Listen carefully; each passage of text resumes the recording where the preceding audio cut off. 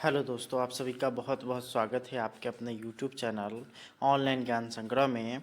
तो अभी के इस वीडियो में हम लोग बात कर रहे हैं बिहार विशिष्ट शिक्षक नियमावली में। यहाँ पर स्पष्ट हो गया है कि विशिष्ट शिक्षकों में सबसे वरीय कौन होगा, और एसीएस ने इसको लेकर के वरीयता का क्रम जो है पहले ही जारी कर दिया था। तो चलिए हम लोग आप लोग को वह वरीयता का क्रम दिखाते हैं। और आप लोग चैनल पर नए होंगे तो चैनल को ज़रूर सब्सक्राइब कर लीजिएगा।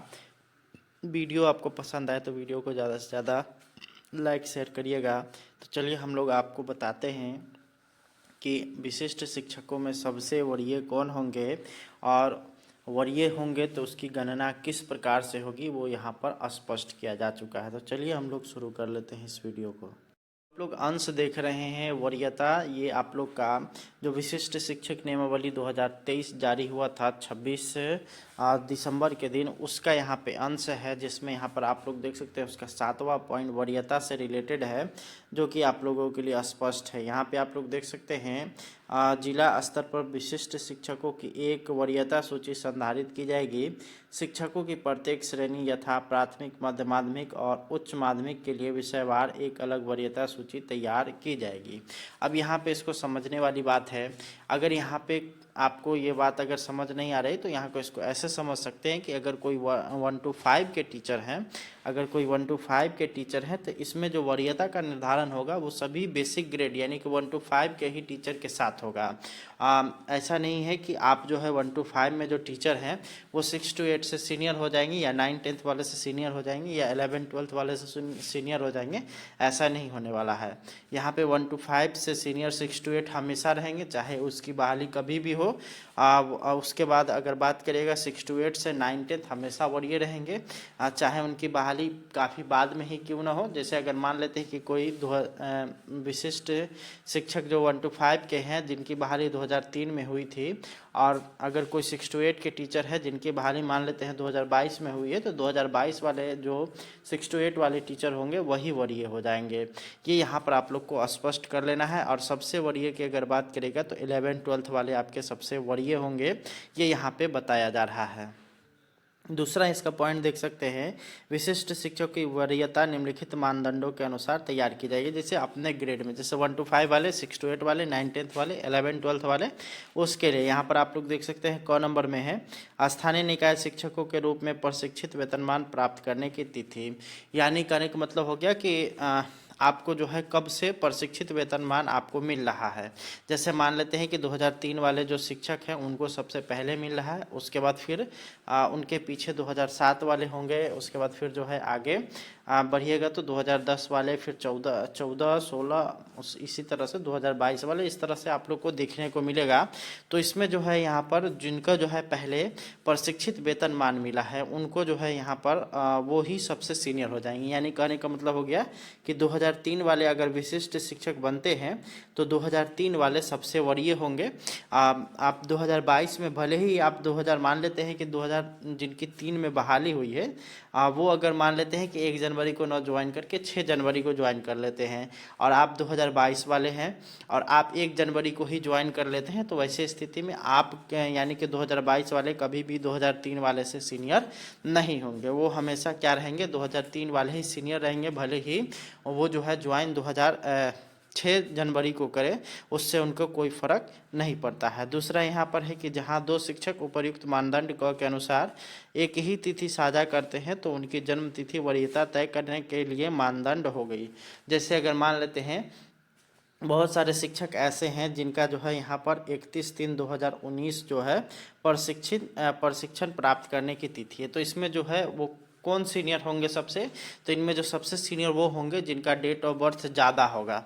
यानी कहने का मतलब अगर मान लीजिए कि किसी शिक्षक का जो है डेट ऑफ बर्थ 1991 है और किसी शिक्षक का 1900 मान लेते हैं 88 है, तो ये 88 वाले सीनियर हो जाएंगे, 1991 वाले सीनियर नहीं होंगे। ये यहाँ पर आप लोग के लिए स्पष्ट है।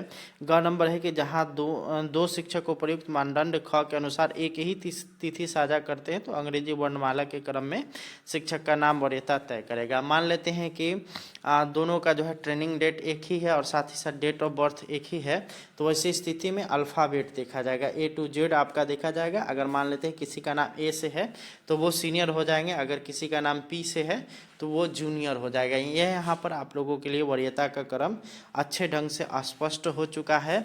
और ये जो है यहाँ पर अगर बात करेगा तो विशिष्ट शिक्षक नियमावली 2023 में जो जारी हुआ था उसमें यह स्पष्ट तौर पर लिखा गया है कि शिक्षकों का जो वरीयता का क्रम है इसी प्रकार से होगा, जिसमें 1 to 5 वाले हमेशा जो है 6 to 8 वाले से जूनियर रहेंगे, 9-10th वाले 6 to 8 से जो है सीनियर रहेंगे, और 11-12th वाले जो है 9-10th वाले से सीनियर रहेंगे। यानी कि अगर सबसे सीनियर टीचर की अगर बात करेंगे तो 11-12th वाले सबसे सीनियर होंगे, उसके बाद 9-10th, फिर 6 to 8, तो 1 to 5। अब इसमें क्या है कि अब 1 to 5 में कौन सबसे सीनियर होंगे, तो जिनका जो है प्रशिक्षित वेतनमान पहले प्राप्त करेंगे वो यहाँ पे सबसे सीनियर हो जाएंगे। उसी तरह से 6 to 8 में भी वही बात है कि जिनको जो है प्रशिक्षित वेतनमान पहले मिला होगा वही जो है सबसे अधिक सीनियर होंगे। उसके बाद में जो भी लोग ज्वाइन करे होंगे, जिस तरह से ऑब्वियसली बात है, जैसे मान लेते हैं कि कोई 2006 में ही बहाल शिक्षक हैं और उनको उसी टाइम वो प्रशिक्षित थे, तो 2006 में बहाल वो प्रशिक्षित रूप से हुए हैं, और साथ ही साथ जो अन्य अप्रशिक्षित शिक्षक थे उनका प्रशिक्षण 2013 में हुआ है या 2011 में हुआ है। तो ऐसी स्थिति में 2006 वाले यहाँ पे सीनियर हो जाएंगे। भले ही 2003 वाले जो शिक्षक आपसे पहले आए हैं, परंतु उनका ट्रेनिंग डेट जो है वो डिफरेंट हो गया है, आपके बाद हो गया है, फिर भी जो है 2006 वाले यहाँ पे आपको आपके सीनियर हो जाएंगे। ये यहाँ पर इसमें स्पष्ट कर दिया गया है।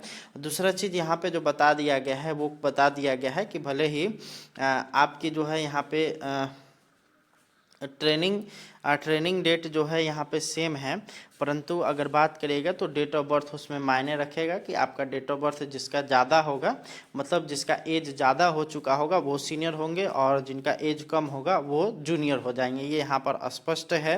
वहीं एक और चीज़ है कि विशिष्ट शिक्षक में आप कब ज्वाइन करेंगे कि सबसे सीनियर रहेंगे, तो आपकी बहाली जैसे मान लीजिए 2003 में हुई है, आप 7 तारीख को भी ज्वाइन करेंगे तो भी आपको जो है आप सबसे ही सीनियर रहेंगे।